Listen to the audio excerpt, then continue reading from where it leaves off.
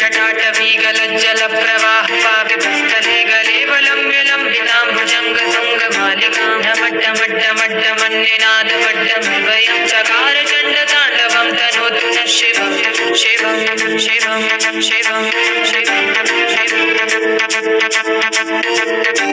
जटाकटाह सम्भ्रमभ्रमन्निलिम्पनिर्झरी विलोलवीचिवल्लरी विराजमानमूर्धनि धगद्धगद्धगच्चलल्ललाटपट्टपावके किशोरचन्द्रशेखरे रति प्रतिक्षणं मम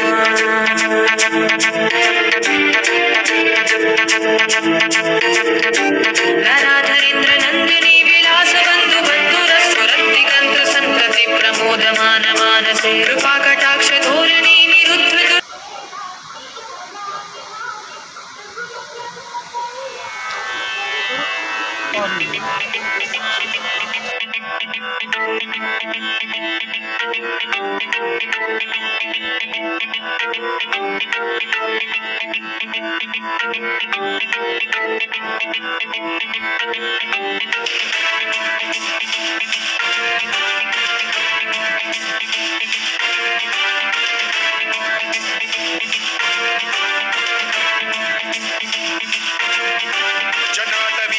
जल प्रवाह पावितस्थले कलेवलम्ब्यलम्बिताम्बुजङ्ग तुङ्गमालिकां ढमड्ढमड्ढमड्ढमन्निनादवड्ढमर्वयं चकार चण्डताण्डवं तनोतु नः शिवं शिवं शिवं शिवं जटाकटाह सम्भ्रमभ्रमन्निलिम्बनिर्झरी विलोलवीचिवल्लरी विराजमानमूर्धनि धगद्धगद्धगच्चलल्ललाटपट्टपावके किशोरचन्द्रशेखरे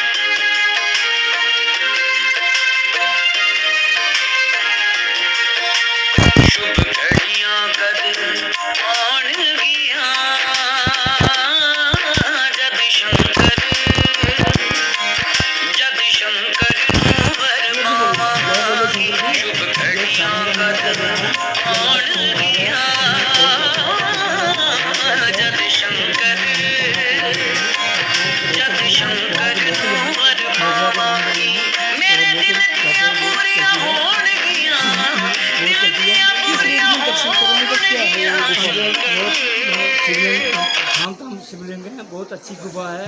इसमें बहुत अच्छे दर्शन होते हैं। इतनी गुफा यहाँ कहीं नहीं है। लेकिन नमस्कार, मैं हूँ चंद्र शर्मा और आप देख रहे हैं जम्मू दस्तक। इस समय में जिला रियासी के रंसू शिवखोड़ी में पहुँचा हूँ।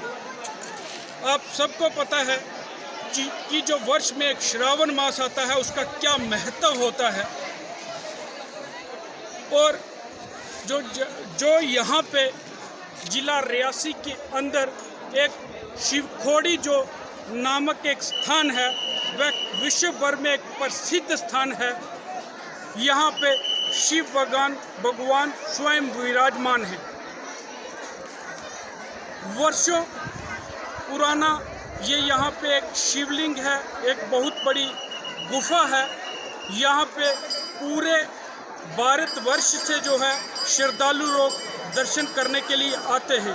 लेकिन इस समय विजुअल्स में आप एक देखेंगे कि जो श्रावण मास होता है उसका एक बड़ा ही महत्व माना जाता है हिंदू धर्म में।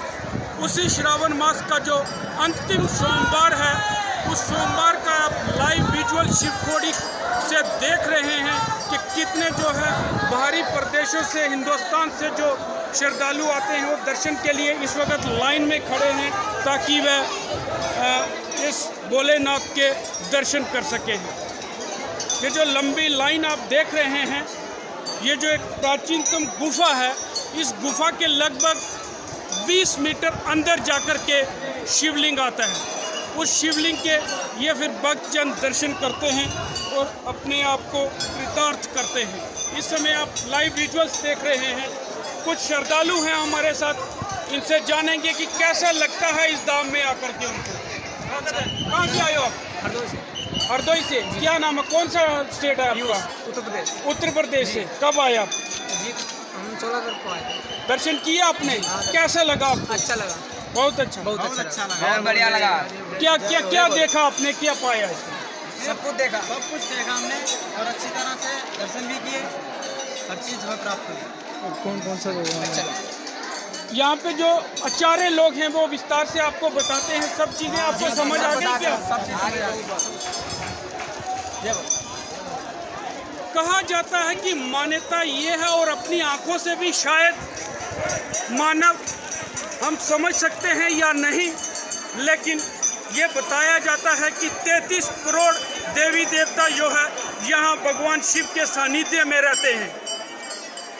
आप जो इस समय जो भक्तजनों का, श्रद्धालुओं का जो लंबी लाइन देख रहे हैं, ये उसी शिवलिंग तक पहुँचने की प्रयास पहुँचने का करेंगे। उस शिवलिंग के दर्शन करने के बाद अपने आप को ये कृतार्थ करते हैं। हम जानेंगे, कुछ एक श्रद्धालु और भी हमारे साथ जुड़ चुके। तो कई लोग कैमरे के सामने संकोच करते हैं, लेकिन कुछ नहीं चलता है। आप लाइव विजुअल्स इस वक्त शिवखोड़ी धाम के जो है अपने जो है स्क्रीन पर देख रहे हैं। सामने जयकारे लग रहे हैं और जो प्राचीनतम गुफा है, उस गुफा के अंदर से यहाँ से जो श्रद्धालु हैं वह दर्शन के लिए जा रहे हैं। आप देखेंगे कुछ वर्षों पहले एक जो भारी रश होता था, उसको देखते हुए यहाँ के प्रशासन ने और सरकार ने एक नई गुफा का जो है निर्माण भी किया था, जिसकी ये लाइन नीचे से जा रही है कि जिन लोगों को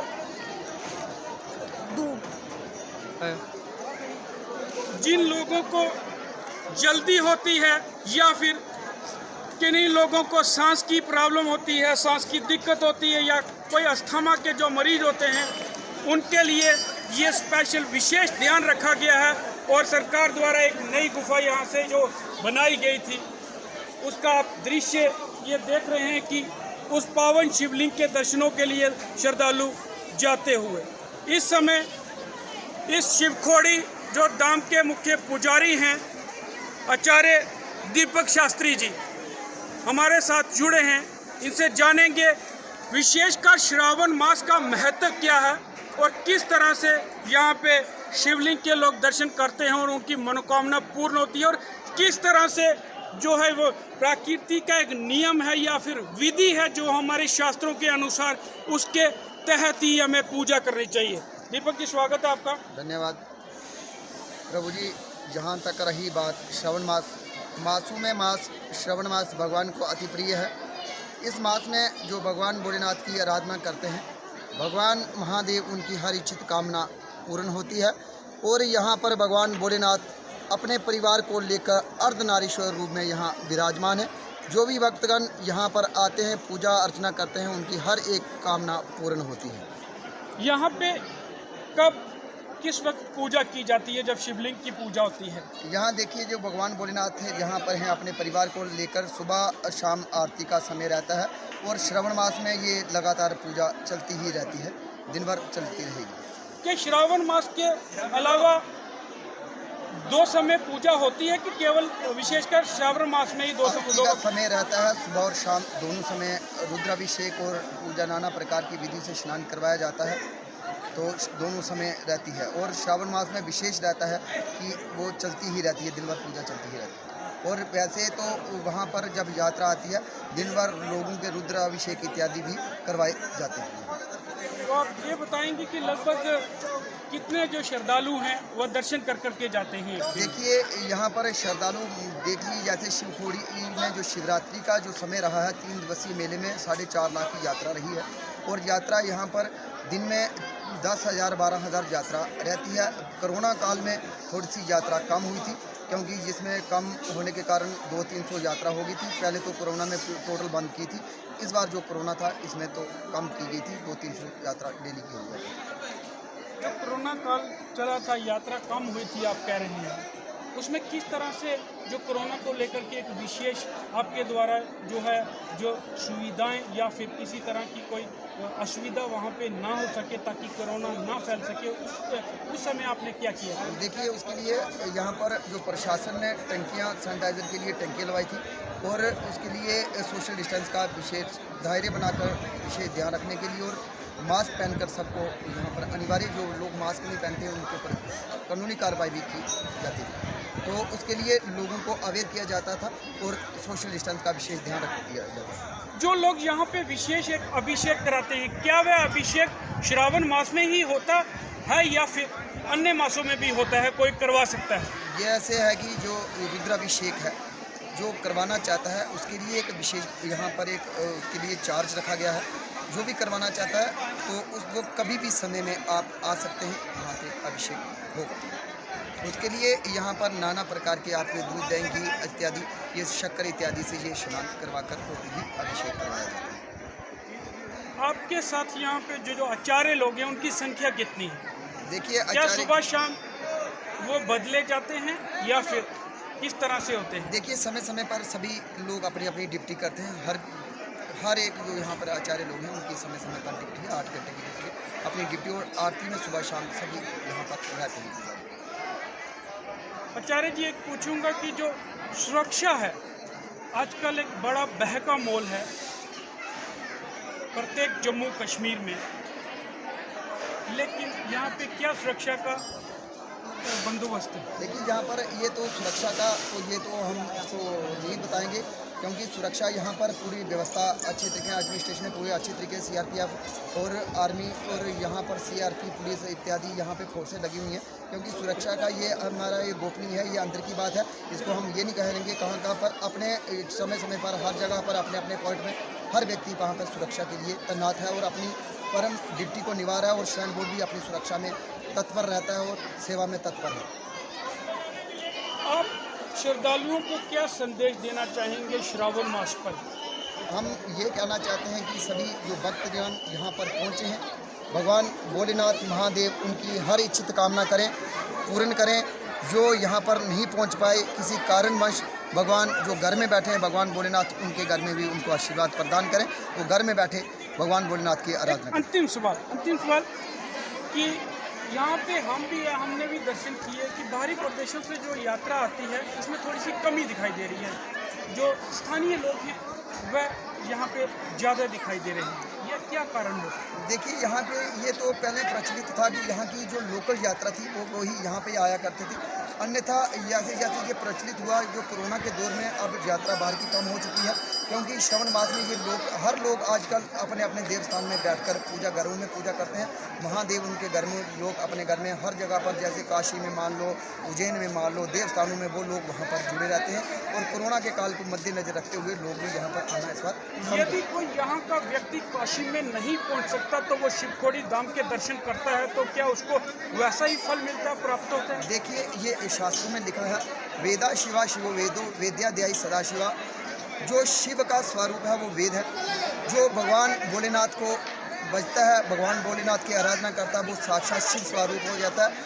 कोई भी शिव धाम में आकर शिव पूजा करता है, उसको वहाँ पर करोड़ों गुना फल मिलता है। जो काशी में मिलता है, जो उज्जैन में मिलता है, वो यहाँ भी प्राप्त होता है। धन्यवाद। ये थे हमारे साथ यहाँ के आचार्य दीपक शास्त्री जी, जिन्होंने श्रावण मास का और अन्य मासों का एक शिवखोड़ी धाम में आने का महत्व बताया कि किस तरह से आपको यहाँ पे आने का फल प्राप्त होता है।